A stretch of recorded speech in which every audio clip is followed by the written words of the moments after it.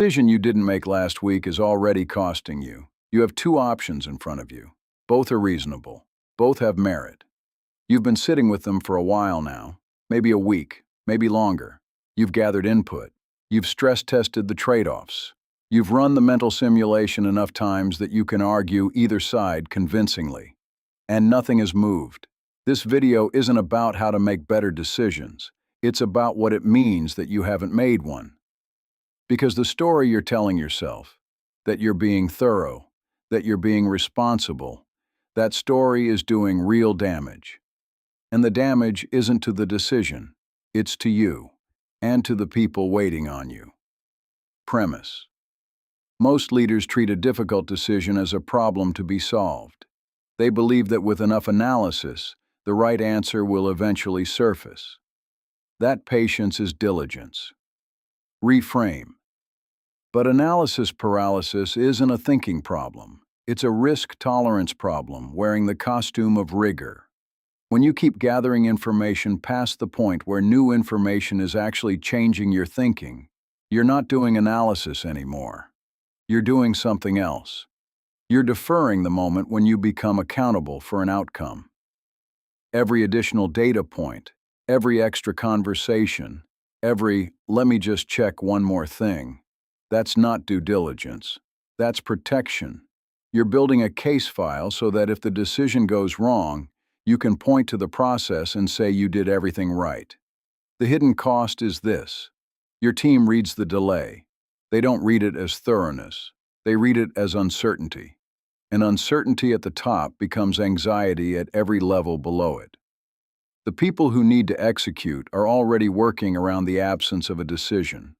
They're making their own micro-calls, hedging their own bets, drifting in directions that may not align.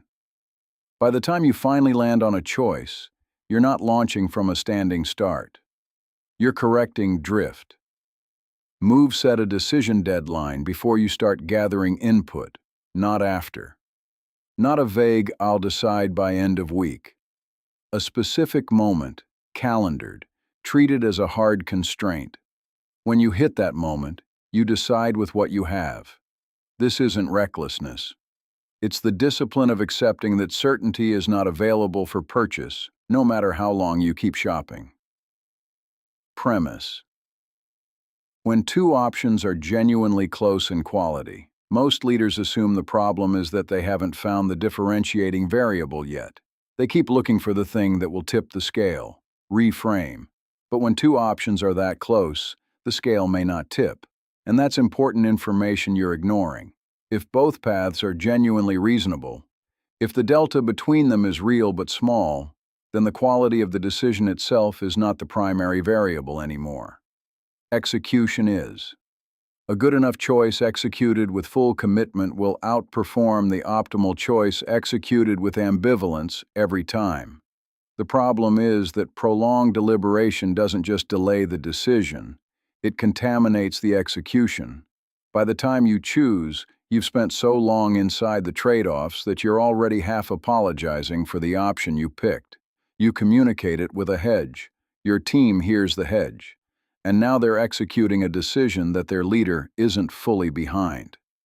This is the paradox that most managers avoid naming.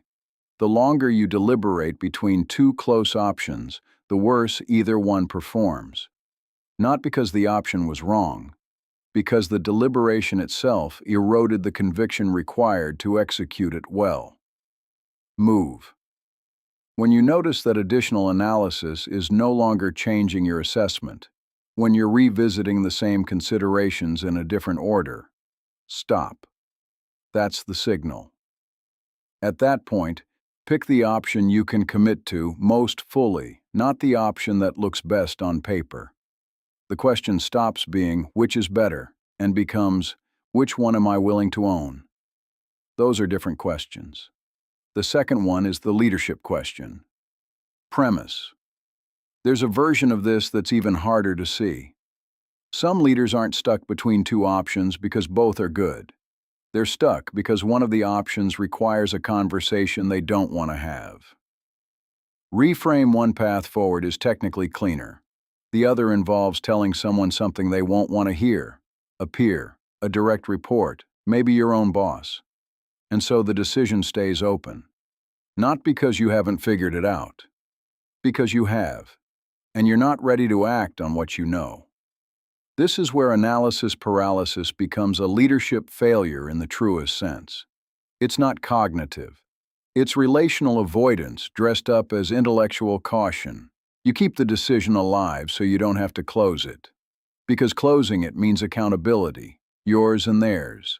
And somewhere in the delay, you've started hoping that circumstances will shift enough that the hard conversation becomes unnecessary, that the situation will resolve itself. It rarely does. What actually happens is that the window for a clean conversation closes, the stakes rise, and when you finally act, the impact is harder than it would have been a week ago. The second-order effect is what matters here. Every week you delay a decision you've already made internally. You're training yourself to tolerate that gap, the gap between what you know and what you do. That tolerance compounds. It becomes a pattern, and patterns become identity. The leader who always has a reason to wait one more week is not a careful leader. They are a leader who has learned to be comfortable with unresolved tension at the expense of the people living inside it. Move. When a decision has been open longer than it should, ask yourself one question privately. Is there a conversation embedded in this choice that I've been avoiding? If the answer is yes, the decision isn't the problem. The conversation is. Surface it. Have it first. The decision usually becomes obvious the moment you stop trying to make it without addressing the thing underneath it. Two reasonable options rarely stay equal for long. One of them is aging. The context is shifting. The people waiting on you are making their own calculations about what your silence means. There is no neutral position in a decision that affects other people. Delay is a choice. It just happens to be the one where you don't have to sign your name. The leaders who earn real trust aren't the ones who always get it right. They're the ones whose teams always know where they stand.